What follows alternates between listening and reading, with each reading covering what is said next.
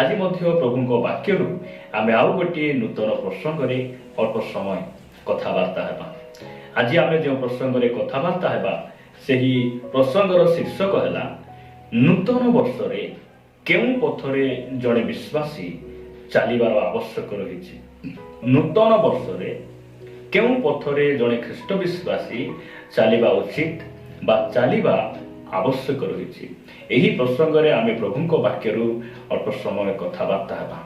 प्रिय भाई भणी माने जदि आजिका दिन में आम ख्रीस्टियन समाज भाई भणी मान को पचारे से माने केवल दुईटी पथ विषय से जानती आउ से दुईटी पथ विषय अनेक भाई भणी मान को जना ना। से दुईटी पथ है जहाँ प्रभु जीशु ख्रीष्ट शिक्षा देते गोटे है असारिया पथ आउ गोटे संकीर्ण पथ। ये दुईटी पथ विषय अनेक भाई भणी मान को जना। मात्र प्रभु जीशु ख्रीष्ट जे दुईटी पथ विषय शिक्षा देते बाइबल जे केवल दुईटी पथ विषय आम को शिक्षा दिए ताहा नुहे।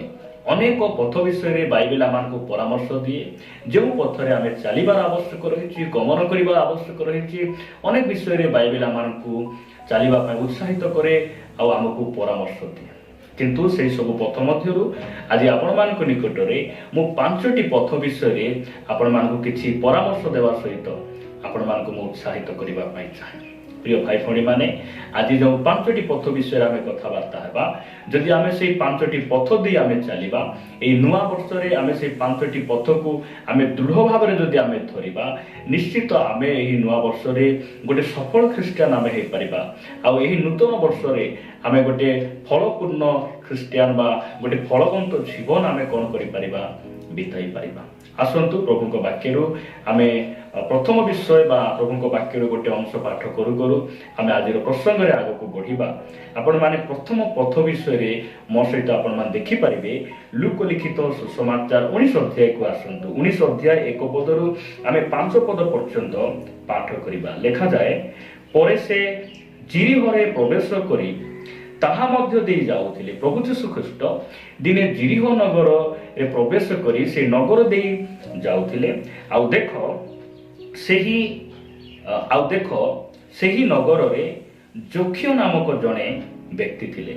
से जड़े प्रधान करग्राही और धनी लोक। 3 पद लेखा जाए जीशु किए ताहा देखिबाकू से चेष्टा करुथिले किंतु लोक मानकर भीड़ सकाशु देखि पारु नथिले कारण से बांगर थिले। 4 पद लेखा जाए एणु से आगकू दौड़ी जाई ताहांकू देखिबा निमंते गोटिए डिमिरी गछरे चढ़िले कारण सेही बाट देई ताहांकर जीवार थिला। 5 पद लेखा जाए जीशु से स्थान को आसी ऊपर को चाहि ताहांकू कहिले जखियो शीघ्र ओलाई आस कारण आज मते अवश्य तुम घरे रहिबाकू हेबो। प्रभु नाम गौरव हो। प्रिय भाई भणी माने आम एही स्थान में प्रभु जीशु ख्रीष्टंकर जिरिहरे प्रवेश एवं जिरिह नगर रे जड़े व्यक्ति थिले जहांक नाम जोख्य ताहांक विषय रे एही 19 अध्याय आम देखिबाकू पाऊ। जोख्य जड़े प्रधान करग्राही से थिले। आ बाइबल कहे तलकू जदि आपण पढ़िबे से जड़े धार्मिक नथिले से पापी व्यक्ति थिले। किंतु प्रभु जीशु ख्रीष्ट जे समय तांको आह्वान कले जो समय तांको घर को गले आउ जोख्य से पापर मार्ग को छाड़ी से धार्मिक पथरे से चलिबा पाई से निष्पत्ति नेले। आ प्रभु निकट में निजर पाप को से स्वीकार कले आ कहले प्रभु मु अनेकंकर अन्याय मु पैसा आनिछि अन्याय टंका आनिछि सेति पाई तुम आगरे प्रभु आपणक आगरे प्रभु मु कौन करुछि 4 गुण रे फेराई देउछि। प्रिय भाई भणी माने परमेश्वर जेतेबेले आम जीवन रे आसंती आम घर को आसंती आमर जीवन को से नुआ करि दियंती। आज अनेक भाई भणी माने से मानकू नुआ वर्ष जना नुआ पोशाक नुआ पिठापणा ए सब जना किंतु अनेक भाई भणी मानकर जीवन आज मध्य से माने पापर पथरे चालू अछंती। एही प्रथम पॉइंट बा प्रथम विषय द्वारा परमेश्वर आमको कहिबा पई चाहंती जे एही नुआ वर्ष रे आमे केउ पथरे चलिबा आवश्यक रहिछि। आमे पापर पथ को परित्याग करी आमे गोटे धार्मिक पथरे आमे ଚାଲିବା। ମୁଁ ଆଉ ପାପରେ ରହିବି ନାହିଁ, ମୁଁ ଆଉ ଅନ୍ୟାୟରେ ରହିବି ନାହିଁ। ମୁଁ କ'ଣ କରିବି? ପ୍ରଭୁ ଯୀଶୁଖ୍ରୀଷ୍ଟ ଯେଉଁ ମାର୍ଗରେ ଚାଲିଲେ ସେହି ମାର୍ଗରେ ମୁଁ ଚାଲିବି। ସେ ଯେଉଁ ମାର୍ଗ ବିଷୟରେ ସେ ମୋତେ କହିଲେ ସେହି ମାର୍ଗରେ ମୁଁ ଚାଲିବି। ପ୍ରଭୁ ଯୀଶୁଖ୍ରୀଷ୍ଟ ଯେଉଁ ସମୟରେ ତାଙ୍କ ଘରକୁ ଗଲେ ଆଉ ଯକ୍ଷ ଜାଣିଲେ ଯେ ମୁଁ ଯେଉଁ କର୍ମ କରୁଛି ତାହା ପାପ ଅଟେ, ସେଥିପାଇଁ ମୁଁ କ'ଣ କରିବି? ଆଜି ସେ ପାପର ମାର୍ଗ ଛାଡ଼ି ମୁଁ ଧାର୍ମିକ ମାର୍ଗରେ ବା ଧାର୍ମିକ ପଥରେ ମୁଁ ଚାଲିବି। ଏହା ଯକ୍ଷ ସେ ନିଷ୍ପତ୍ତି ନେଲେ। ପ୍ରିୟ ଭାଇ ଭଉଣୀମାନେ, ଏହି ନୂଆ ବର୍ଷରେ ଆମେ କ'ଣ କରିବା? ଆମେ ଧାର୍ମିକ ମାର୍ଗରେ ଆମେ ଚାଲିବାର ଆବଶ୍ୟକ ରହିଛି। ଦ୍ୱିତୀୟ ବିଷୟ ଆପଣମାନଙ୍କ ନିକଟରେ ମୁଁ ରଖିବା ପାଇଁ ଚାହେଁ। ଆପଣମାନେ ମାଥ୍ୟୁ ଲିଖିତ ସୁସମାଚାର 7 ଅଧ୍ୟାୟ 13 ଆଉ 14 ପଦରେ ଲେଖାଯାଏ, ସଂକୀର୍ଣ୍ଣ ଦ୍ୱାର ଦେଇ ପ୍ରବେଶ କର, କାରଣ ସର୍ବନାଶକୁ ଘେନିଯିବା ଦ୍ୱାର ଅସାର ଓ ପଥ ପ୍ରଶସ୍ତ, ପୁଣି ତାହା ଦେଇ ପ୍ରବେଶ କରିବା ଲୋକେ ଅନେକ। ଲେଖାଯାଏ 14 ପଦ, ଆଉ ଜୀବନକୁ ଘେନିଯିବା ଦ୍ୱାର ସଂକୀର୍ଣ୍ଣ ଓ ପଥ ଦୁର୍ଗମ, ପୁଣି ତାହାର ସନ୍ଧାନ ପାଇବା ଲୋକେ ଅଳ୍ପ। ପ୍ରିୟ ଭାଇ ଭଉଣୀମାନେ, ପ୍ରଭୁଙ୍କ ନାମର ଗୌରବ ହଉ। ଏହି ନୂତନ ବର୍ଷରେ ସଂକୀର୍ଣ୍ଣ ପଥ ଦେଇ ଆମେ ଚାଲିବାର ଆବଶ୍ୟକ ରହିଛି। ବାଇବେଲ ଏହା କହେ। ଜଗତରେ ଦୁଇ ପ୍ରକାର ପଥ ବିଷୟରେ ଏହି ପଦପର୍ବ ବା ଏହି ପ୍ରଭୁ ଯୀଶୁଖ୍ରୀଷ୍ଟଙ୍କର ଶିକ୍ଷା ଆମମାନଙ୍କୁ ବୁଝାଏ ଯେ ଗୋଟିଏ ହେଲା ଅସାର ପଥ, ଆଉ ଗୋଟିଏ ହେଲା ସଂକୀର୍ଣ୍ଣ ପଥ। ଆମେ ଯେଉଁ ପଥରେ ଚାଲିବା ପାଇଁ ଆମେ ନିଷ୍ପତ୍ତି ନେଇଛୁ ପ୍ରିୟ ଭାଇ ଭଉଣୀମାନେ, ସେହି ପଥ ହେଉଛି ସଂକୀର୍ଣ୍ଣ ପଥ। ଆମେ ଯେଉଁ ପଥରେ ଚାଲୁଛୁ ଏହି ପଥରେ ଅଭାବ ରହିଛି, ଦୁଃଖ ରହିଛି, ସମସ୍ୟା ରହିଛି, ନିନ୍ଦା ତାଳନା ରହିଛି, ଅପମାନ ରହିଛି। ଆଉ ସେହି ନିନ୍ଦା ତାଳନା, ଦୁଃଖ, ଅପମାନ ମଧ୍ୟରେ ଆମକୁ ଆହ୍ୱାନ କରିଥିବା ସେ ପ୍ରଭୁ ଯୀଶୁଖ୍ରୀଷ୍ଟ ମଧ୍ୟ ଆମ ସହିତ ଅଛନ୍ତି।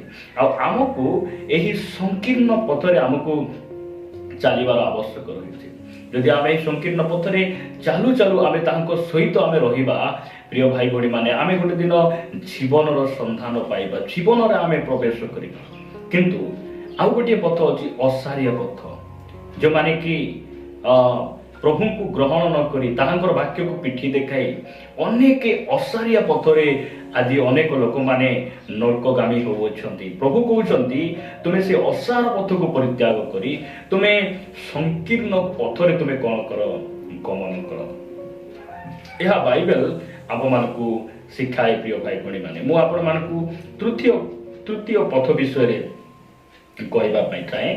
ଆପଣମାନେ ସେଇ ମାଥ୍ୟୁ ଲିଖିତ ସୁସମାଚାର 2 ଅଧ୍ୟାୟକୁ ଆସିବେ। ମାଥ୍ୟୁ ଲିଖିତ ସୁସମାଚାର 2 ଅଧ୍ୟାୟ 12 ପଦରେ ଏ ପ୍ରକାର ଲେଖାଯାଏ, ପରେ ହେରୋଦଙ୍କ ନିକଟକୁ ବାହୁଡ଼ି ନ ଯିବାକୁ ସ୍ୱପ୍ନରେ ପ୍ରତ୍ୟାଦେଶ ପାଇ ସେମାନେ ଅନ୍ୟ ପଥ ଦେଇ ସ୍ୱଦେଶକୁ ପ୍ରସ୍ଥାନ କଲେ। ପ୍ରଭୁଙ୍କ ନାମର ଗୌରବ ହଉ।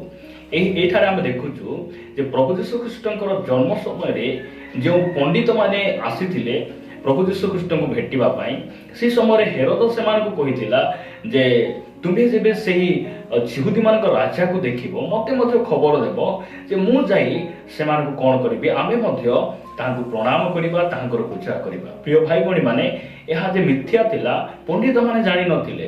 ମାତ୍ର ଯେଉଁ ସମୟରେ ପଣ୍ଡିତମାନେ ପ୍ରଭୁ ଯୀଶୁଖ୍ରୀଷ୍ଟଙ୍କୁ ସାକ୍ଷାତ କରୁଛନ୍ତି, ତାହାଙ୍କର ଆରାଧନା କରୁଛନ୍ତି, ତାହାପରେ ସ୍ୱର୍ଗର ପରମେଶ୍ୱର ତାଙ୍କର ଦୂତମାନଙ୍କୁ ପଠାଇ ପଣ୍ଡିତମାନଙ୍କୁ ସେ କ'ଣ କରୁଛନ୍ତି? ଦର୍ଶନ ଦେଉଛନ୍ତି। ଆଉ ସେହି ସମୟରେ ସେମାନେ ରାଜାଙ୍କର କଥା ମାନୁନାହାନ୍ତି। ମାତ୍ର ରାଜାମାନଙ୍କର ରାଜା ଯେ ପରମେଶ୍ୱର ତାହାଙ୍କର ଦୂତମାନଙ୍କୁ ପଠାଇ ଯେଉଁ କଥା କହିଲେ ସେହି ବାକ୍ୟକୁ ସେମାନେ ପାଳନ କରୁଅଛନ୍ତି। ଏହି ତୃତୀୟ ଅଂଶଟି ବା ଏହି ତୃତୀୟ ପଏଣ୍ଟଟି ଆମମାନଙ୍କୁ ଏହି ଶିକ୍ଷା ଦିଏ ଯେ ଆମେ ପୁରାତନ ମାର୍ଗକୁ ପରିତ୍ୟାଗ କରି ଆମେ ଗୋଟେ ନୂତନ ମାର୍ଗରେ ଯିବା।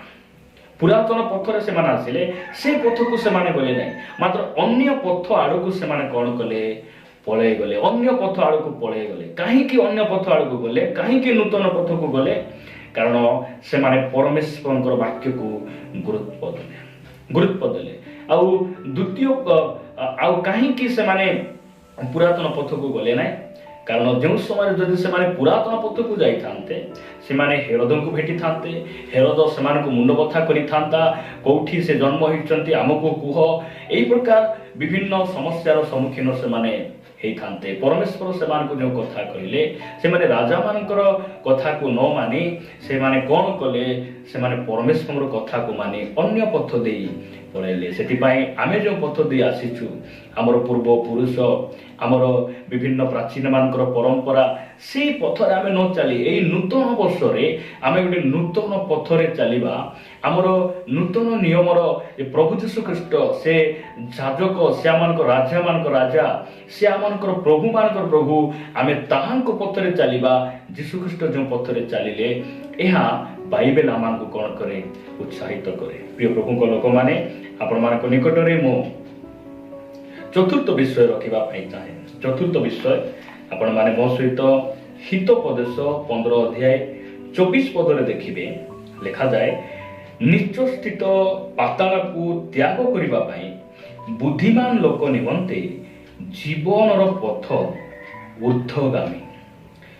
ନିଚ ସ୍ଥିତ ପାତାଳକୁ ତ୍ୟାଗ କରିବା ପାଇଁ ବୁଦ୍ଧିମାନ ଲୋକ ନିମନ୍ତେ ଜୀବନର ପଥ ଊର୍ଦ୍ଧ୍ୱଗାମୀ। ପ୍ରଭୁଙ୍କ ନାମର ଗୌରବ। ଏହି ସ୍ଥାନରେ ଆମେ ଦେଖୁଛୁ ଯେ ବିନାଶର ପଥକୁ ପରିତ୍ୟାଗ କରି ଆମେ ଜୀବନର ପଥରେ ଚାଲିବା। ବିନାଶର ପଥରେ ପରିତ୍ୟାଗ କରି ବିନାଶର ପଥକୁ ଛାଡ଼ି ଆମେ କୋଉଠି ଚାଲିବା? ଆମେ ଗୋଟେ ଜୀବନର ପଥରେ ଚାଲିବା। ଏହି ନୂତନ ବର୍ଷରେ ପରମେଶ୍ୱର ଏହି ପରାମର୍ଶ, ଏହି ଆଜ୍ଞା ସେ ଆମମାନଙ୍କୁ ଦେଉଅଛନ୍ତି। ଆଜି ମଧ୍ୟ ବିନାଶର ପଥରେ ଅନେକ ଲୋକ ଚାଲୁଛନ୍ତି। ବିନାଶ ପଥରେ ଚାଲିବାର ତାର ଚିହ୍ନ ବା ଲକ୍ଷଣ କ'ଣ? ମଦ ଛାଡ଼ିବା ପାଇଁ କେହି ମଧ୍ୟ ପସନ୍ଦ କରନ୍ତି ନାହିଁ। ସେମାନେ ସ୍ତ୍ରୀ ଥାଉ ଥାଉ ଆଉ ଗୋଟେ ସ୍ତ୍ରୀ ପଛରେ ବ୍ୟଭିଚାର, ଚୋରି, ଡକାୟତ, ଗୁଟଖା, ସିଗାରେଟ, ବିଭିନ୍ନ ପାପରେ ସେମାନେ ଲିପ୍ତ ଅଟନ୍ତି। ଆଉ ଏମାନଙ୍କୁ ବାଇବେଲ କହେ ଏମାନେ ପାତାଳକୁ ସେମାନେ କ'ଣ ହେଉଅଛନ୍ତି? ଯାଉଅଛନ୍ତି। ବିନାଶର ପଥକୁ ସେମାନେ ଯାଉଅଛନ୍ତି। ଆମେ କ'ଣ କରିବା ଏ ନୂତନ ବର୍ଷରେ? ବାଇବେଲ ଆମକୁ କହେ ଯେ ଆମେ ବିନାଶର ପଥକୁ ପରିତ୍ୟାଗ କରି ଆମେ ଗୋଟେ ଜୀବନର ପଥରେ ଆମେ ଯିବା। ଆଉ ସେହି ଜୀବନର ପଥ ହେଉଛନ୍ତି ପ୍ରଭୁ ଯୀଶୁଖ୍ରୀଷ୍ଟ। ଆମେ ତାହାଙ୍କ ପଛରେ ଆମେ ଯିବା, ତାହାଙ୍କ ପଦଚନେ ଯାଇ ଆମେ ଯଦି ଗମନ କରିବା, ଆମେ କ'ଣ ହେବା ନାହିଁ? ଆମେ ବିନାଶ ହେବା ନାହିଁ। ବିନାଶ ହେବା ନାହିଁ ପ୍ରିୟ ଭାଇ ଭଉଣୀମାନେ। ଆମେ ଜୀବନର ପଥରେ ଆମେ ଗମନ କରିବା। ଯଦି ଆପଣମାନେ ଦେଖିବେ ଶେଷ ବିଷୟ ଆଉ ପଞ୍ଚମ ବିଷୟ, ଆପଣମାନେ ଗୀତ ସଂହିତା 26 ଅଧ୍ୟାୟ 3 ପଦରେ ଲେଖାଯାଏ, ଗୀତ ସଂହିତା 26 ଅଧ୍ୟାୟ 3 ପଦ, କାରଣ ତୁମ୍ଭର ସ୍ନେହପୂର୍ଣ୍ଣ କରୁଣା ମୋ ଦୃଷ୍ଟି ଗୋଚରରେ ଅଛି, ମୁଁ ତୁମ୍ଭ ସତ୍ୟତାରେ ଆଚରଣ କରିବି। ମୁଁ ତୁମ୍ଭର ସତ୍ୟତାରେ ଆଚରଣ କରିବି, ଅର୍ଥାତ୍ ମିଥ୍ୟାର ପଥକୁ ପରିତ୍ୟାଗ କରି ଆମେ ସତ୍ୟ ପଥରେ ଚାଲିବା। এই ନୂତନ ବର୍ଷରେ ବାଇବେଲ ଏହା ଆମ୍ଭମାନଙ୍କୁ ଶିକ୍ଷା ଦିଏ। ଯଦି ଆପଣମାନେ 119ର 104 ଦେଖିବେ, ଗୀତ ସଂହିତା 119ର 104ରେ ଲେଖାଯାଏ, ତୁମ୍ଭ ବିଧାନ ଦ୍ୱାରା ମୁଁ ବୁଦ୍ଧି ପ୍ରାପ୍ତ ହୁଏ, ଏଥିପାଇଁ ମୁଁ ପ୍ରତ୍ୟେକ ମିଥ୍ୟା ପଥ ଘୃଣା କରେ। ପ୍ରଭୁଙ୍କ ନାମର ଗୌରବ ହଉ। ଜଣେ ଖ୍ରୀଷ୍ଟ ବିଶ୍ୱାସୀ ପ୍ରଭୁଙ୍କ ବାକ୍ୟରୁ ବୁଦ୍ଧି ପାଇବାର ଆବଶ୍ୟକ ରହିଛି, ଜ୍ଞାନ ପାଇବାର ଆବଶ୍ୟକ ରହିଛି। ଆଉ ମିଥ୍ୟା ପଥକୁ ଘୃଣା କରି ସତ୍ୟର ପଥରେ ଆମେ ଚାଲିବା, ଏହା ପରମେଶ୍ୱର ଆମମାନଙ୍କୁ ସେ ଉତ୍ସାହିତ କରନ୍ତି। ଆଉ ସେହି ସତ୍ୟର ପଥ ଏ ପ୍ରକାର କୌଣସି ରାସ୍ତା ନୁହେଁ। ସତ୍ୟର ପଥ କୌଣସି ଷ୍ଟଡି, କୌଣସି ଜବ୍, କୌଣସି ବିଜନେସ୍ ଏହା ନୁହେଁ ପ୍ରିୟ ଭାଇ ଭଉଣୀମାନେ। ସତ୍ୟର ପଥ ହେଲା ପ୍ରଭୁ ଯୀଶୁଖ୍ରୀଷ୍ଟ। ସେ କହିଲେ, ମୁଁ ପଥ, ସତ୍ୟ ଆଉ ଜୀବନ, ମୋ ଦେଇ ନ ଗଲେ କେହି ମଧ୍ୟ ପିତାଙ୍କ ନିକଟକୁ ଯାଏ ନାହିଁ। ପ୍ରଭୁଙ୍କ ନାମର ଗୌରବ ହଉ। ସେଥିପାଇଁ ଆମର ସତ୍ୟର ପଥ ପ୍ରଭୁ ଯୀଶୁଖ୍ରୀଷ୍ଟ, ଆଉ ତାହାଙ୍କ ପଥରେ ଆମେ ଚାଲିବା, ଯଦ୍ୱାରା ଆମେ ତାହାଙ୍କ ରାଜ୍ୟର ଅଂଶୀ ଆମେ ହେଇପାରିବା। ପ୍ରଭୁ ଆମ୍ଭମାନଙ୍କୁ ଏହି ବାକ୍ୟ ଦ୍ୱାରା ପ୍ରଚୁର ଭାବରେ ଆଶୀର୍ବାଦ